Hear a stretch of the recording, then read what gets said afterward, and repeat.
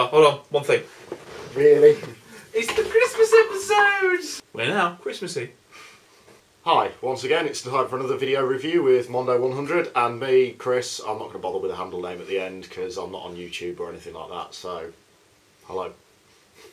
Okay, I'd like to apologise for the delay in the video. We apologise to our fan. Hi Dave. Okay, so this week we have watched Prometheus. Which turns out to be a Christmas themed film, as there is a tree in it and there's a mention of New Year, so I'm going with it. Yes, we are being a little bit festive as it is the Christmas period. However, it was completely unintentional. Yes. It's a lovely accidental coincidence, that's all we can admit to. Now, I know that me and Mondo, we both went to see Prometheus at the cinema when it was out in 3D, and we have just watched it again in high definition, and it looks very, very nice, as we have discussed. So we've obviously seen it a couple of times now, and as well, it's not really any spoilers there, but it ties in with the Alien quadrilogy. So, Prometheus plotline. They find a load of cave paintings in various locations around the world, which all seem to be pointing to a specific location in the heavens, which they can't all know about, so they obviously say that there must be some kind of combined influence which has been put upon the various people, which they take as being an alien influence, which obviously, as far as the film plotline is concerned, is exactly what's happened. Although the fact that it turns out they're supposed to have influenced humanity's evolution, I don't quite get, because that's not properly explained in the timescale that's given, that humans have already evolved at that point, as far as I'm aware. So it doesn't tend to make much sense. So anyway, it's I believe it's a private company venture. I don't think it's a government. Again, it's Wayland Industries, yeah, which is so the growing corporation. It's got Old Man Wayland now, which I'm a little bit disappointed isn't played by the guy that's played Wayland in all the other movies. He's played by Guy Pearce in this one. In the previous ones, I can't remember his name. I can't remember his name either, but yeah, he's, as you say, I mean, he would be of an appropriate age. Well, I say age, he's obviously, Guy Pearce has obviously had a lot of makeup and what have you done to make him look old, whereas the guy who played him in the original quadrilogy, he's in his 70s now. He must be getting on a bit, so, and he would have been available, I think, so. But anyway, they've obviously done this, and they've all gone off to try and find this because they think they're going to get answers as to what their involvement is with humanity, and obviously what their plans were, and all this kind of things, yada yada yada, meaning of life, etc.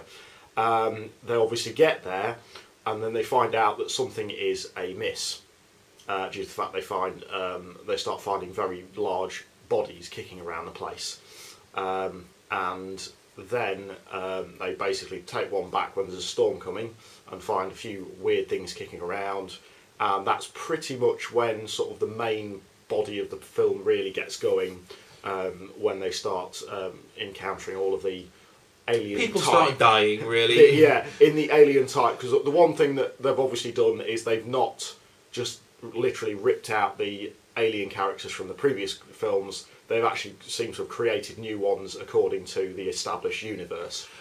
Basically, what it is, Ridley Scott, who made the first Alien film, but none of the others, he left little breadcrumbs in the original Alien film that were never picked up by any of the other movies. And he's gone, you know what, I'm going to build on those plot lines, see where it goes. So things like the space jockeys explained, the spaceships explained, the sort of the origins of the alien species is explained, but as with all these sort of films, no real questions are answered, which is not a bad thing, but at the same time it's a bit like Lost. You just want some answers. For every question that's answered, 3 more are asked, really. Okay, love it or hate it time? Personally, I quite enjoyed the film.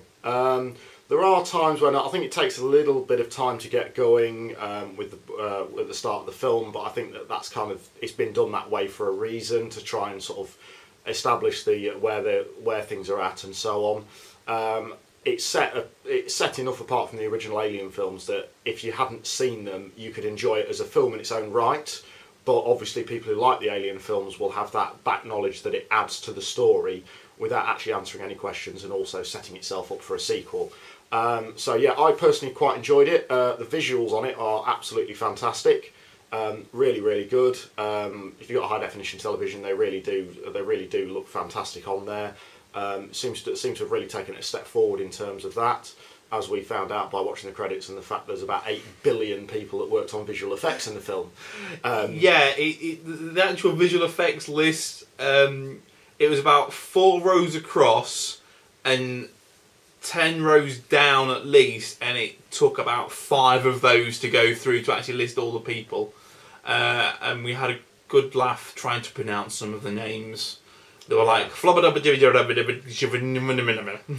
think it's obvious from that they've probably outsourced quite a bit of the special effects to various locations around the world, possibly. There were about 10 Rajids. So anyway, yeah, I enjoyed the film. Could have been done better, but I think you could say that I think you can always say that with any film. It certainly wasn't a bad film. I would say it was above average, and I'd give it 3.5 out of 5 myself. Yeah, my thoughts are, again, it's a good movie to watch, but the pacing of it did take a little while to get going, but at the same time it didn't really detract from it. You sort of, as long as you sit there and just absorb everything it's throwing at you for the first half hour, 45 minutes of the film, when the action gets going, you don't really have to worry about it then. You know what's going on. There are a lot of nice little things that they plot through that you will pick up with the second watch through. Like Chris knows that on David's hand, David's the robot, sorry, in this one, on his finger, he's actually got the Wayland symbol on his finger instead of a fingerprint. Yeah, and there was also a skull/face in the main dome on the planet as well, which I personally haven't noticed until the rewatch again. So I think there's going to be little bits like that you might not have noticed the first time around. On a second watch, you'll pick up. Yeah.